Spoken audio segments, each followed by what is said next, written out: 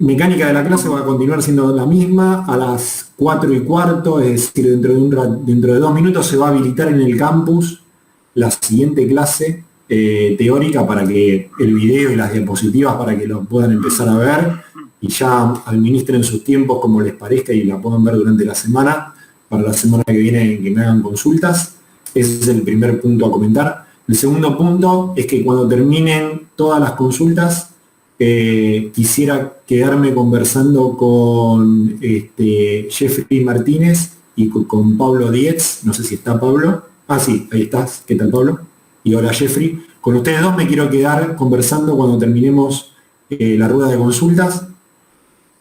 Y la última cosa que les quiero aclarar. El día de mañana, en la clase de práctica, Martín les va a presentar el enunciado del trabajo práctico número 1. Que es sobre inversor, lo que vinieron trabajando, lo que vinieron haciendo con Sinopsis, todo lo que vinieron haciendo hasta ahora con Martín, y algunas cosas de la práctica, de la teórica que estuvimos viendo, les van a servir para el trabajo práctico número 1. No me quiero adelantar en el trabajo práctico en sí, pero les quiero recordar que el trabajo práctico siempre suelen estar estructurados de la misma manera. Hay una parte donde hay que hacer algún cálculo a mano, hay alguna parte donde hay que simular y hay alguna parte donde hay que hacer el layout. Siempre tiene esos 3 ejes los trabajos prácticos que vamos a ver en el curso, así que vayan practicando todo el tema de layout y todo lo que sea simulación, porque lo van a ver. Y bueno, la parte de las cuentas para hacer los cálculos, me pueden consultar a mí o le pueden consultar también a Martín, obviamente. Así que mañana van a estar trabajando con eso específicamente. Va a ser una práctica parecida a la de siempre, pero más orientada a resolver el trabajo práctico que se les va a plantear. Bien. Bueno, dicho esto, quedo disponible para cualquier consulta o comentario que haya. Me avisaron que el foro, alguien mandó mails, ahora no me acuerdo, pero me avisaron que el foro del campus no estaba funcionando bien. Intenté cambiar la configuración del foro y no sé si empezó a funcionar o no, pero puse no es ni una actividad ni una tarea, sino una sugerencia en el foro que finalmente no recibió ningún comentario. Era para que hagan alguna simulación. Si alguien hizo esa simulación y tiene alguna consulta al respecto, también lo podemos conversar hoy. Si alguien en los últimos días intentó escribir en el foro y no pudo, avísenme, a ver si sigo intentando de ver cómo hacer para destrabar ese foro. Atención que hay 2 foros que son diferentes. Hay un foro de noticias en el cual ustedes no pueden escribir, que solamente pueden escribir los docentes, y hay un foro de debate en el cual yo puse enunciado para hacer algunas simulaciones con MOSFET, que es en teoría le cambié la configuración para que admita comentarios de los estudiantes. Pero pues no quiero descartar la idea de que siga fallando y haya que configurarlo diferente, así que ustedes me dirán si alguien le rebotó en los últimos días. Bien. Bueno. Tengo una consulta que hay que mencionar. Sí, decime. Lo van a aclarar mañana igual. Mañana el enunciado y más o menos cuánto tiempo tendríamos para hacerlo. No, los trabajos prácticos nunca son de un día para el otro, ni siquiera de una semana para la otra. Yo te voy a dar, siendo que no está siendo grabada la clase, voy a hacer un adelanto, pero esto tómenlo con pinzas porque puede estar sujeto a cambios de último momento. En nuestro calendario interno tenemos asignadas 2 clases, es decir, este martes y el martes que viene están asignados a la clase práctica a trabajar sobre el inversor, o sea, el trabajo práctico número 1, perdón, que es sobre el inversor. Así que posiblemente la fecha de entrega haya posibilidades de entregarlo hasta el 1 de noviembre, que es un domingo. Entiendo que es un poco raro esto, pero piensen que tienen aseguradas un poco más de 2 semanas para hacer el trabajo práctico, ¿está bien? O sea, se presenta este martes y tienen todo el martes para trabajar sobre ese. La siguiente clase, que es el otro martes, también la tienen para trabajar sobre ese tema, y el domingo de esa semana hay que cierrar la ventanilla para la entrega. Que cierre la ventanilla para la entrega no significa que lo tienen que entregar ese día, lo pueden entregar cuando lo terminen, ¿está bien? Cuando lo tengan terminado y hayan hecho todos los puntos y hayan armado un informe, lo suben como una actividad como una tarea del campus, que va a estar habilitado como una tarea para que ustedes suban el archivo. Una cosita más, ya que preguntás. Es importante que no es necesario que hagan una introducción teórica en los informes replicando aspectos de la bibliografía, digamos. Lo único importante es que justifiquen los valores que obtienen indicando cómo hicieron los cálculos. Es decir, hicieron una fórmula para hacer los cálculos. Es decir, que detallen cómo calcularon las capacidades de cada nodo, eso es importante. Que me digan todo el background teórico que ya está en los libros, eso no me interesa porque ya está en los libros, digamos, no es importante. Entonces lo importante es que puedan encontrar el punto justo entre que el enunciado que está publicado y la solución que dan ustedes lo agarre una persona que conoce sobre el tema y pueda entender lo que hicieron. También hay que encontrar ese punto justo. No es necesario que lo agarre que el informe que hacen ustedes lo agarre una persona que no sabe nada del tema y lo pueda entender. Tiene que estar orientado a las personas que lo vamos a corregir, que son Martín y yo. Solo eso, ¿ok? Así que encuentren ese punto de no irse por las ramas con la explicación teórica. No tiene que haber explicación teórica. Tiene que estar fundamentado los cálculos que hacen y bien desarrollado, obviamente, las discusiones que haya. Acuérdense de que si hay diferencias entre lo que calcularon y lo que simularon, eso hay que comentarlo. Si hay alguna idea de por qué hay esa diferencia, sugerirla. Acuérdense de que estamos hablando de informes técnicos de ingeniería donde no está bueno poner ningún tipo de adjetivo. Digo, no es necesario adjetivar demasiado. Lo más importante es cuando uno cuantifica diferencias, hacerlo de manera relativa o de manera porcentual para que quede bien el informe, digamos, ¿no? Para que sea un informe de ingeniería. Así que bueno, listo. Me pueden seguir preguntando, yo mientras tanto voy a compartir la presentación.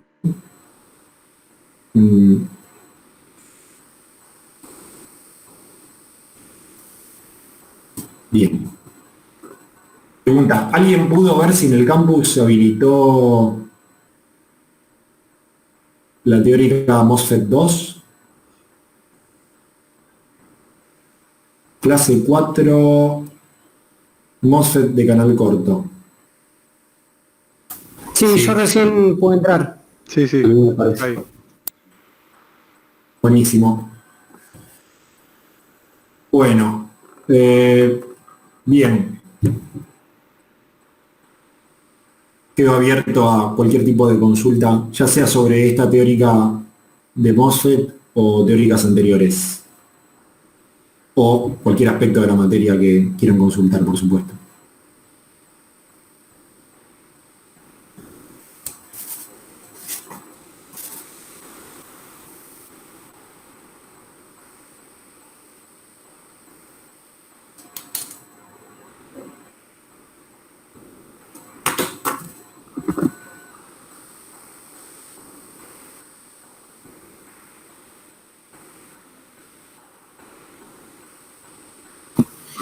Mariano, una pregunta que comentaste antes, perdón, de la corriente subumbral, ¿esa está presente, o sea, es básicamente una corriente de fuga que está presente todo el tiempo?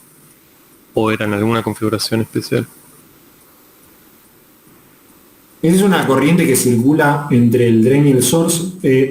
En la clase que se publicó ahora, en algunos lugares hay unos gráficos de transferencia del MOSFET graficado en escala semilogarítmica. Cuando uno grafica la transferencia del MOSFET en escala semilog, lo voy a mostrar porque ya que estamos en adelanto a la teórica que tienen que ver hoy y lo comentamos eso ya que estamos. Espera que la abra. Dale.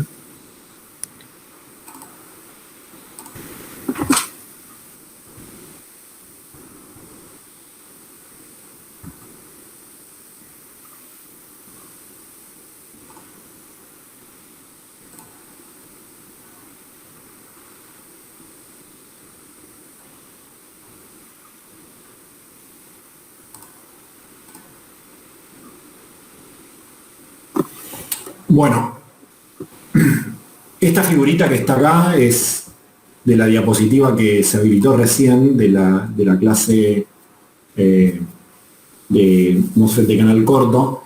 La clase esta de MOSFET de canal corto lo que presenta son cuáles son las dificultades que aparecen en el transistor MOS cuando se lo escala agresivamente para lograr disminuir sus dimensiones y por lo tanto aumentar la densidad de transistores por chip, ¿no? Independientemente de eso, que es el tema de la clase, lo que vemos en esta figura, lo que quiero que vean en la figura A, es esta parte de la curva. Esto es la corriente de drain de un transistor en función de la tensión de gate, con la particularidad de que acá lo que se quiere mostrar es un efecto que ocurre cuando la tensión de gate es negativa. Así que de esto olvidémonos porque es el objeto de la clase que van a ver más adelante. Lo que quiero que nos concentremos es en las tensiones de gate positivas. Si uno grafica en escala semilogarítmica la transferencia de un transistor MOS, obtiene esta curva que vemos acá, donde vemos que cuando la tensión es mayor a 0, la corriente de drain empieza creciendo de manera exponencial, porque una recta en una escala semilog es una relación exponencial con la tensión, y la corriente, fíjense que es muy pequeña, es 10 a la menos 8, cuando estamos entrando en 10, bueno, eso depende también de la dimensión W, pero cuando entramos en cercanías del microampere, se alcanza aproximadamente la tensión umbral y ahí cambia el comportamiento del transistor y deja de ser un comportamiento exponencial y se transforma en un comportamiento cuadrático, que en una escala semilog se ve como este achatamiento de la curva. Y a partir de ahí el comportamiento es cuadrático como se ve, como se muestra en esta figura. Entonces, lo importante de esta situación es que hasta el momento en nuestro modelo, cuando estudiaron en dispositivos, presentamos un modelo simplificado de transistor MOS, en el cual decíamos que la corriente por debajo de VT vale 0. También cuando la tensión VGS es menor a VT, la corriente vale 0. Eso no es cierto. El modelo completo del transistor es un modelo que incluye un mecanismo de conducción subumbral, porque en realidad los portadores en la superficie, cuando la tensión está por debajo de la tensión umbral, existen, son pocos pero existen, y crecen exponencialmente con la tensión que está aplicada, y por ese motivo la corriente crece exponencialmente. Es decir, la corriente, los fenómenos en la naturaleza nunca son abruptos, no pasa de que el dispositivo no conduce y pasa a conducir, sino que hay una gradualidad, una continuidad en los fenómenos en la naturaleza, digamos, no en sí. Entonces lo que ocurre en el transistor es que la corriente, cuando la tensión de gate vale 0, es muy pequeña, muy pequeña, del orden de los picoamperes. Cuando empieza a aumentar la tensión de gate, la corriente aumenta exponencialmente, pero sigue siendo pequeña, y en algún momento cuando se alcanza la condición de umbral, cambia la característica del comportamiento del dispositivo porque se forma la capa de inversión y empieza a tener un comportamiento cuadrático. ¿Bien? Y eso lo podemos ver solamente si hacemos un gráfico en escala semilog. Si lo graficamos en escala lineal, vamos a obtener, si este mismo gráfico que vemos acá lo hubiésemos graficado en escala lineal, obtendríamos la cuadrática que estamos acostumbrados a ver, que es simplemente un modelo que es menos completo que este que estamos observando acá. Los modelos de SPICE, para que tengan una idea, los modelos de SPICE que se usan habitualmente, obviamente consideran el efecto de conducción subumbral. Utilizan un modelo que es mucho más completo que el modelo sencillo cuadrático que estudiamos en dispositivos y que se presentó en la clase de introducción al MOSFET. Así que lo importante a priori es saber que hay conducción en subumbral. Obviamente hay bibliografía asociada a cómo trabajar con el transistor para poder diseñar o para poder tener en cuenta la conducción subumbral en los diferentes aspectos de su aplicación analógica, y es importante por el consumo que provoca en los circuitos digitales, porque cuando uno piensa que el transistor no está conduciendo, en realidad tiene esta fuga y otras corrientes de fuga que justamente se presentan en esta clase, que hay que considerar. Así que bueno, espero que eso, no sé si responde tu pregunta. Sí, un comentario.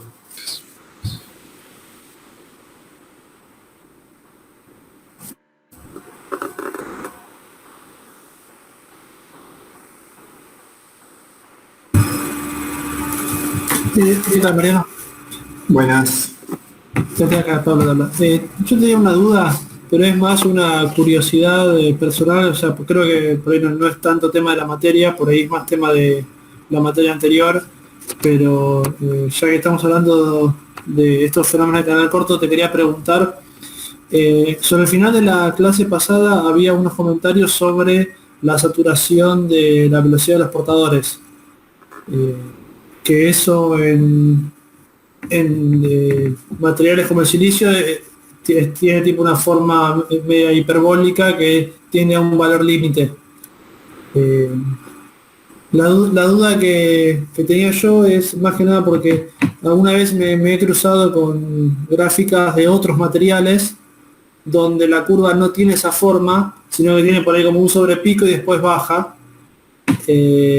Por ejemplo, en el arsenuro de galio. Nunca entendí la razón de por qué si le doy más campo eléctrico la velocidad termina siendo menor. Simplemente eso me generó curiosidad y no, la verdad que nunca supe por qué. Bien, desconozco el material arsenuro de galio en particular por qué tiene ese efecto, pero seguramente depende de la energía que uno le termina entregando al electrón, digamos. Seguro que depende de eso, digamos. Seguramente debe haber alguna condición que favorezca a que el portador se pueda mover por algún fenómeno físico que desconozco.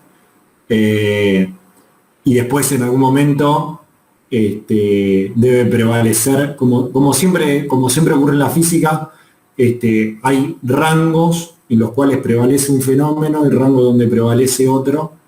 No te puedo dar una precisión porque la verdad que no estudié para arsenuro de galio este fenómeno. Solamente estoy al tanto de qué es lo que ocurre con el silicio, digamos, que es más frecuentemente utilizado. Así que no, eso es un tema avanzado que nada, es interesante. Nada, vale la pena profundizar, pero en mi caso no tengo presente exactamente este fenómeno que vos decís. Es algo puntual, digamos, del material. O, mejor dicho, tal vez se presenten varios semiconductores, pero como no se presenta en el silicio, que es el que nosotros usamos como base para la materia, no desconozco el efecto, digamos. Gracias. Nada.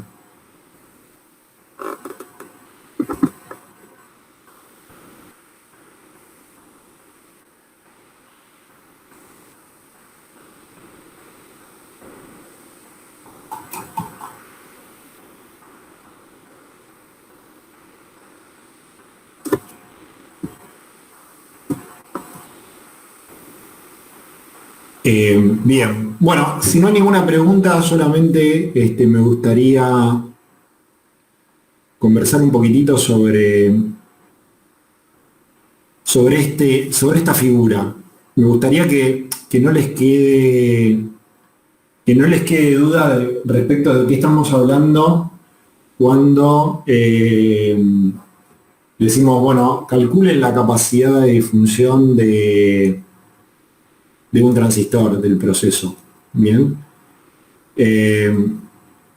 Lo que tenemos ahí, solamente lo voy a repetir, y de última, si surge alguna consulta, me la hacen, y si no, esto termina acá, y ya después tendrán que hacer el cálculo, y lo tendrán que usar directamente esta fórmula.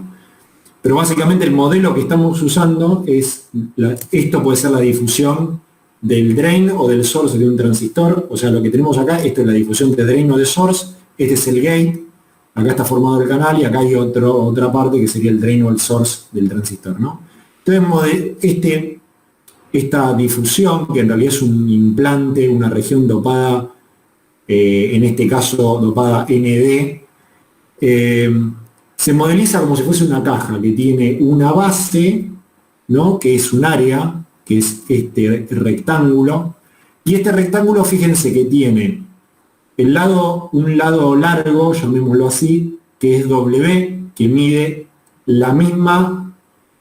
el mismo ancho que mide el canal del transistor. También es el mismo parámetro. Y tiene otro parámetro que es LS, que es un parámetro que cuando uno hace el diseño, quiero dejar en claro esto, cuando uno hace el diseño esquemático, este parámetro uno no lo ingresa en un diseño esquemático de un circuito.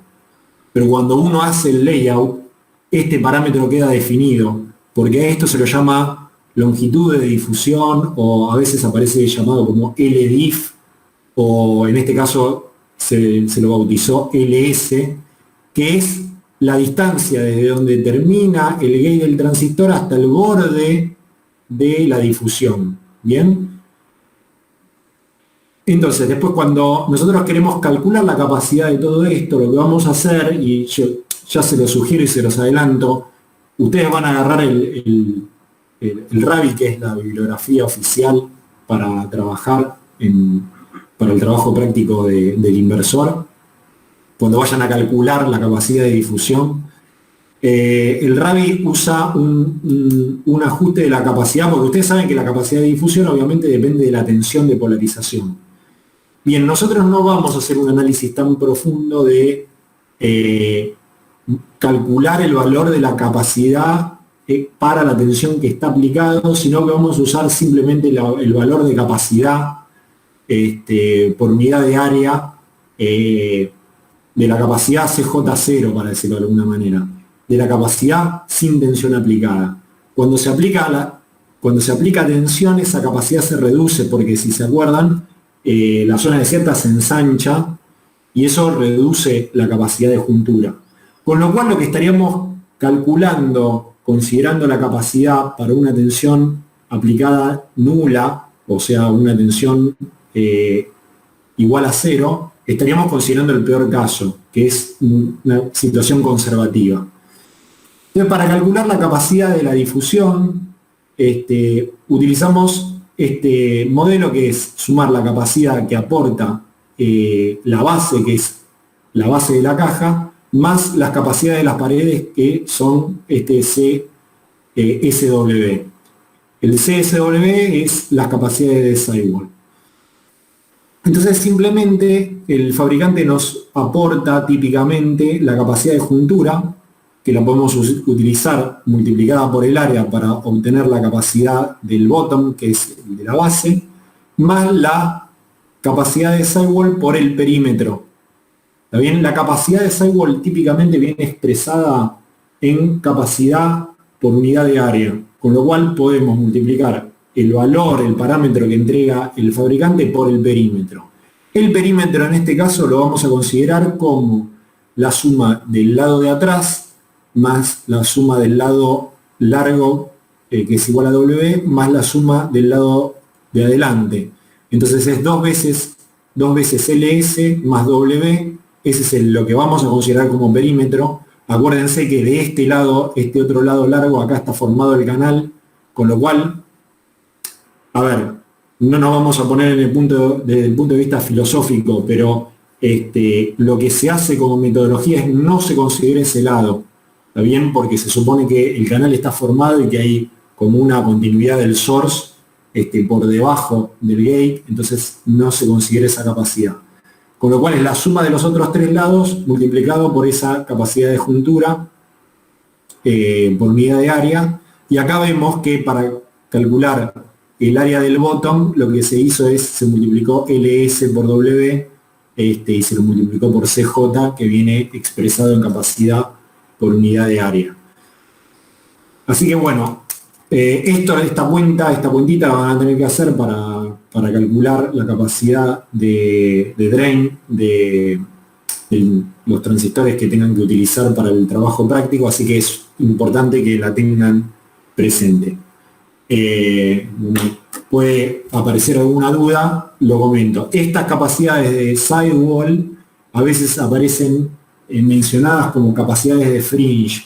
A pesar de que estrictamente no son capacidades de fringe, en algún lugar pueden llegar a ver que la llaman capacidad de fringe solamente porque son laterales. Pero en realidad es una capacidad de juntura PN, digamos, sin ninguna otra cosa especial. Y bueno, bien.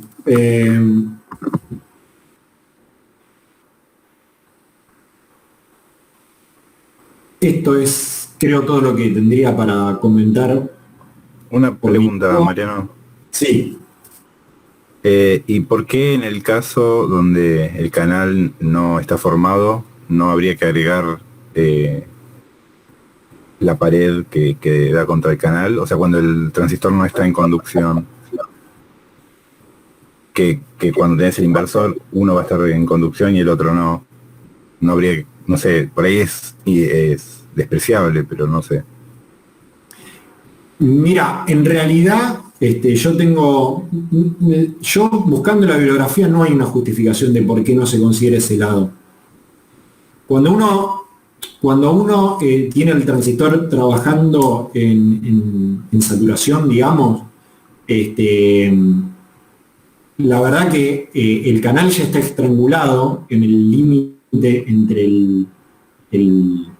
o sea, el drain tiene, de un lado, obviamente, no hay transistor, del lado donde está el gate, el canal está estrangulado, con lo cual, uno, es medio arbitraria la regla esa. Yo no encontré en ningún lugar una buena justificación para eso, pero lo que se hace, el método que se utiliza para modelizar la capacidad es tomar esos tres lados e ignorar el cuarto lado. Perfecto. Es como si alguien investigando encuentra una buena justificación de por qué eso se ignora. Del lado del source estamos, yo estoy muy seguro de que como el canal está formado y hay una capa de inversión que une el source con el canal y el canal se extiende por debajo del gate, estoy bastante seguro de que por ese motivo en el source no se considera. Pero esa consideración que se hace en el source también se aplica en el drain, y en el drain me parece que es un poco arbitraria, porque el drain, la unión con el gate,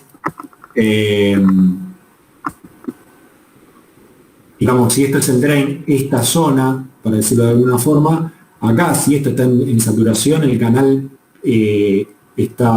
no existe prácticamente, porque esa es la definición del transistor cuando está en saturación, el canal ahí es prácticamente inexistente, y sin embargo ese lado no se considera porque el método es así simplemente. Disculpa, Mariano, pero ¿no habría debajo una zona de vaciamiento? Por eso no se considera.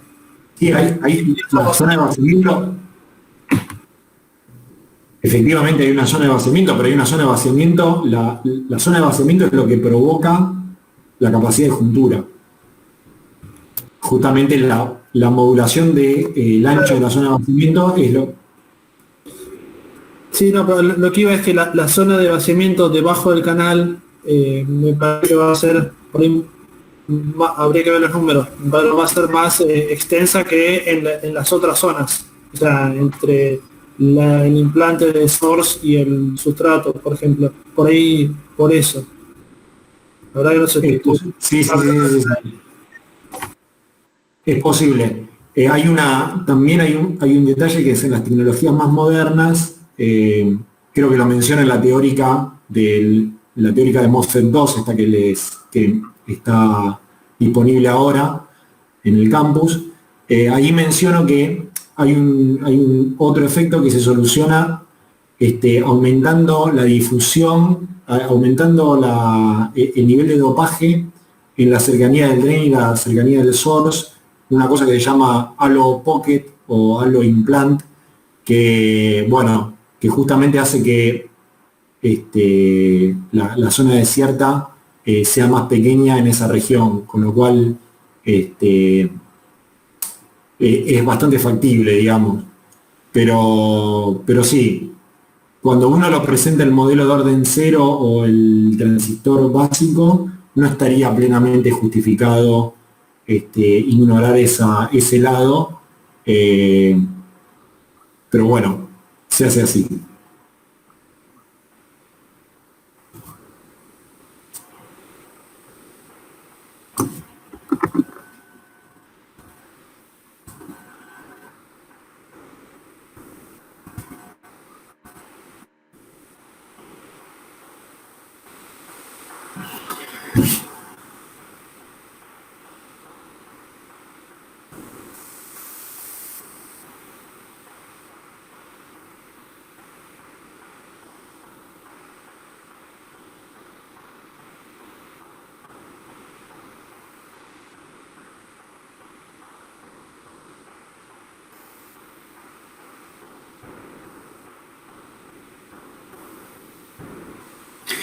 Bueno, gente,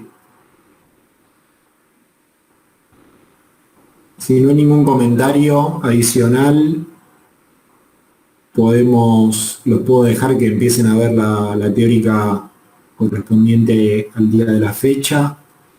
Es un video que dura un poquitito menos de una hora, así que tómenlo con calma. Un aspecto importante de este video es que la mayor parte del video y de la información que se presenta en él es de carácter informativo. La mayoría de los temas no son temas que se vayan a evaluar, digamos, en ningún examen. De hecho, no hay exámenes, pero posiblemente no lo vayan a usar para ningún trabajo práctico. Son temas que son importantes para la microelectrónica porque justamente las dificultades que tienen los transistores cuando se los reduce de tamaño es lo que se discute, es uno de los aspectos más importantes que se discuten en los congresos de microelectrónica, porque tiene que ver con aspectos de confiabilidad y con aspectos tecnológicos que son relevantes. Así que es un poquitito una clase que nos ubica en cuáles son los temas de discusión de hoy en día, o por lo menos un pantallazo general de los temas de discusión en el área de microelectrónica. Mañana sí van a tener material para empezar a trabajar en un tema concreto que va a ser el trabajo práctico número 1. Así que, nada, si hay algún otro comentario lo vemos. Si no, puedo atender consultas puntuales o particulares que hayan pendientes o que hayan surgido. Y si no, me voy a quedar con Jeffrey y con Pablo, que quiero hablar algunas cositas con ellos.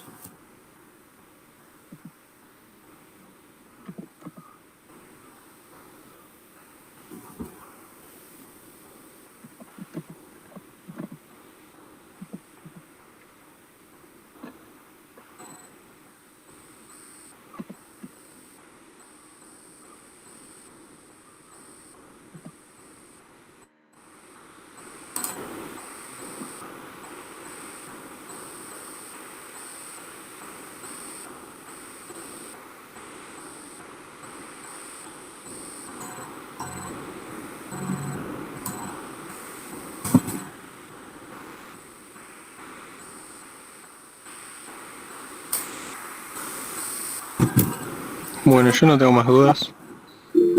Saludos. Chau, saludos. Hasta luego.